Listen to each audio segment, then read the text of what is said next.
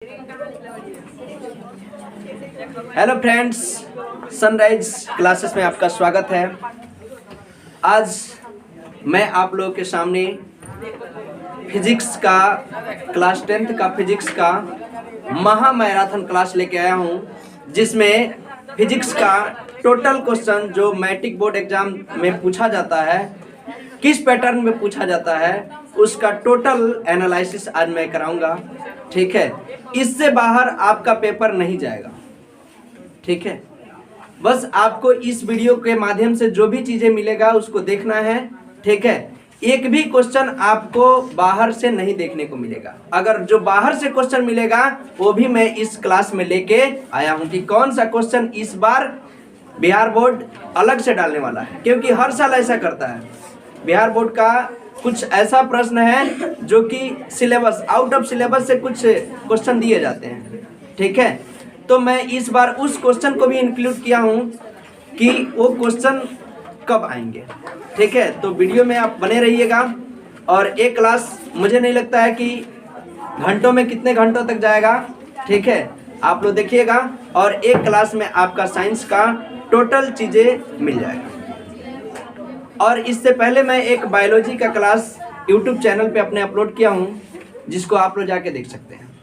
ठीक है, उसका काफ़ी व्यूअर गया है और वहाँ से काफ़ी बच्चों को प्रॉफिट हुई है। और सीधा क्वेश्चन आपको मिलेगा जो कि जब एग्जाम दीजिएगा उस टाइम आपको सीधे देखने को मिलेगा। ठीक है, और मैं वो क्वेश्चन आंसर का वीडियो अपलोड किया हूँ, तो आप लोग जाके देख सकते हैं। ठीक है, आज ये है टोटल टॉपिक के ऊपर चर्चा होगा और इस तरह का कंटेंट इसमें इंक्लूड रहेगा। ठीक है, तो जैसा कि आप लोग देख ही रहे हैं, स्क्रीन पे आप लोग का क्वेश्चन दिखाई दे रहा है। हेडिंग है प्रकाश यानी लाइट, और ये समझिए कि ऑप्टिक्स चैप्टर जो है, इससे आपके एग्जाम में सबसे अधिक ऑब्जेक्टिव या सब्जेक्टिव क्वेश्चन देखने को मिलता है। ठीक है, आपको फर्स्ट पेज पलटते ही आपको क्वेश्चन देखने को मिलेगा फिजिक्स का लाइट चैप्टर से। ठीक है, और ये 15-16 नंबर का ये टॉपिक होता है और एक चैप्टर जो है ये 15-16 नंबर आपके एग्जाम में सीधे देखने को मिलता है। ठीक है, तो आप लोग इस चैप्टर को अगर कहीं भी पढ़े हैं तो एक बार रिवाइज उसको कर लीजिएगा, क्योंकि ये टाइम है आपके पास सबसे ज़्यादा रिवाइज करने का। ठीक है, और जितना अधिक आप रिवाइज करते हैं उतना ज़्यादा आपको बेनिफिट मिलेगा, क्योंकि पढ़ा हुआ सब कुछ है और सब कुछ पढ़ा हुआ है। उसको एक बार आप जब रिवीजन के तौर पे देखते हैं तो आपके माइंड में वो क्वेश्चन चलने लगता है। ठीक है, और एग्जाम में देखने के बाद सीधे आपका आंसर करेक्ट आंसर होता है। तो चलिए, बाकी चीज़ें आप लोग समझ रहे हैं, तो आइए हम लोग देखते हैं प्रकाश। प्रकाश एक माध्यम होता है जो सीधी रेखाओं में गमन करता है। ठीक है, इसके गमन पथ के लिए सीधी मार्ग चाहिए और सीधी मार्ग में ही गमन करता है। और प्रकाश जो होता है दृश्यमान होता है, किसी वस्तुओं को देखने के लिए हम लोग प्रकाश का प्रयोग करते हैं। ठीक है, अगर जैसे कि आप लोग अभी क्लास देख रहे हैं, लाइट नहीं होती तो शायद मेरा क्लास अभी आप लोग नहीं देख पाते। ठीक है, तो प्रकाश किसी भी वस्तुओं को देखने के लिए काम आता है और इसी का नाम पे चैप्टर का नाम है प्रकाश, ऑप्टिक्स। ठीक है, तो प्रकाश के बारे में पहले हम लोग चर्चा करते हैं। प्रकाश जो है लाइट यानी प्रकाश की चाल का खोज सबसे पहले किस वैज्ञानिक ने किया? रोमर ने किया। ठीक है, और प्रकाश का सर्वाधिक चाल कितना होता है, कहाँ होता है? तो निर्वात में होता है। निर्वात में होता है 3 × 10⁸ मीटर प्रति सेकेंड। सीधे ऑब्जेक्टिव में आपको क्वेश्चन देखने को मिलेगा कि प्रकाश का सर्वाधिक चाल कहाँ होता है, तो आपका आंसर होगा निर्वात। और कितना होता है? तो 3 × 10⁸ मीटर प्रति सेकेंड। ठीक है, प्रकाश की चाल का खोज किसने किया था? यहाँ पे लिख देता हूँ, प्रकाश की चाल का खोज रोमर एक वैज्ञानिक थे जो सबसे पहले प्रकाश की चाल का खोज किए थे, रोमर। ठीक है, बेंजीन या कांच का अपवर्तनांक कितना होता है? तो बेंजीन या कांच का अपवर्तनांक होता है 1.5। ठीक है, और पानी का अपवर्तनांक कितना होता है? तो 1.33। ठीक है, और हीरा का अपवर्तनांक यानी सबसे अधिक अपवर्तनांक पूछेगा किसका होता है? तो हीरा का होता है 2.42, यानी सर्वाधिक अपवर्तनांक किसका होता है? तो हीरा का। आपको ये चीजें याद रखना, ठीक है ना। तो हीरा का अपवर्तनांक कितना होता है? 2.42। ठीक है। प्रकाश के परावर्तन के कितने नियम होते हैं? सीधा एग्जाम में आपको क्वेश्चन देखने को मिल जाता है। प्रकाश के परावर्तन के कितने नियम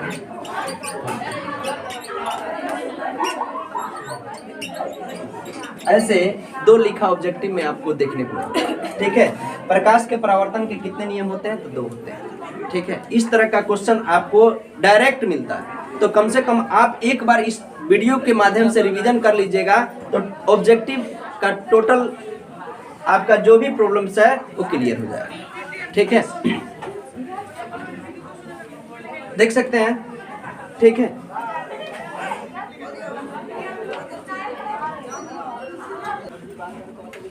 प्रकाश के परावर्तन के कितने नियम होते हैं? तो 2 होते हैं। अब कौन कौन नियम पूछा जाता है ये बताइए। 2 नंबर वाला क्वेश्चन जब आएगा तो पूछेगा कि प्रकाश के परावर्तन के कितने नियम होते हैं, तो दोनों नियम आपको लिखना पड़ता है। ठीक है, क्या होता है? आपतन कोण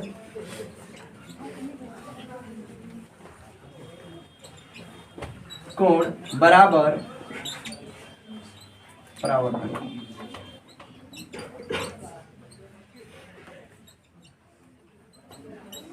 ठीक है, दूसरा है प्रकाश के परावर्तन के कितने नियम होते हैं? तो 2। आपतन कोण बराबर परावर्तन कोण। एक होता है आपतित किरण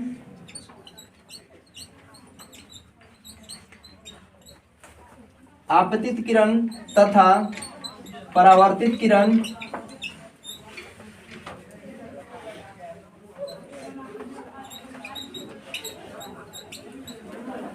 तथा आपतन बिंदु पर डाला गया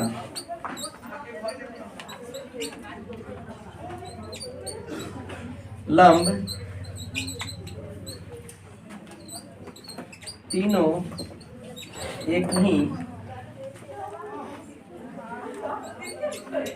समतल में स्थित होते हैं।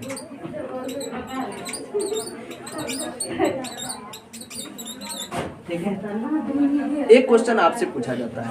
ठीक है, प्रकाश क्या है? तो प्रकाश एक ऊर्जा का रूप है, ऊर्जा का रूप है। ठीक है, जो क्या होता है? सीधी रेखाओं में गमन करता है, सीधी रेखाओं में गमन करता है या संचरण होता है। ठीक है, प्रकाश कौन सी तरंग है? सीधा क्वेश्चन बनेगा,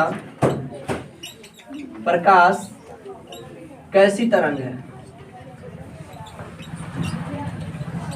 ठीक है, तो प्रकाश अनुप्रस्थ तरंग है।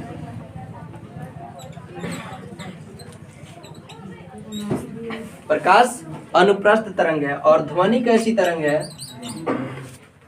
ध्वनि अनुदैर्ध्य तरंग। दिखाई दे रहा है ना इधर? ध्वनि अनुदैर्ध्य तरंग। ठीक है,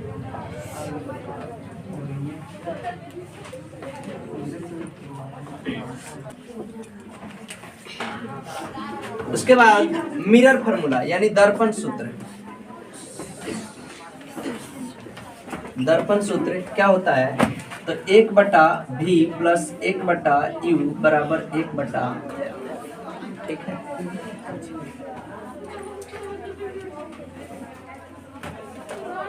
फोकस दूरी एवं वक्रता त्रिज्या में संबंध। ठीक है, तो F बराबर R/2 या R बराबर 2। ठीक है, ये भी दोनों फॉर्मूला डायरेक्ट एग्जाम में आता है। ठीक है, F से होता है फोकस दूरी, R से होता है त्रिज्या और बटा 2। ठीक है, रेडियस फोकस। ठीक है, उसके बाद होता है आवर्धन फॉर्मूला, आवर्धन सूत्र। ठीक है, आवर्धन को m से सूचित करते हैं, m बराबर -v/q। ठीक है, ये होता है प्रतिबिंब की ऊंचाई बटा वस्तु की ऊंचाई। प्रतिबिंब की ऊंचाई बटा वस्तु की ऊंचाई। ठीक है, प्रतिबिंब की ऊंचाई बटा वस्तु की ऊंचाई। ठीक है, h डैश बटा h।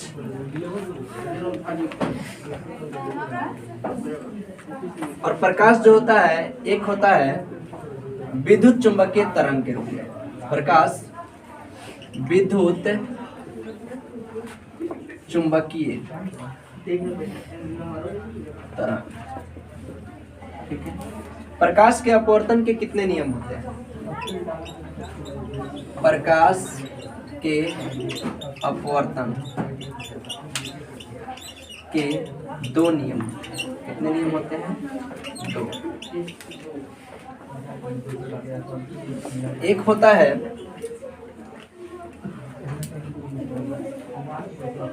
आपतन कोण की जया परावर्तन को, आपतन कोण की जया परावर्तन कोण की जया एक स्थिर अनुपात में होता है।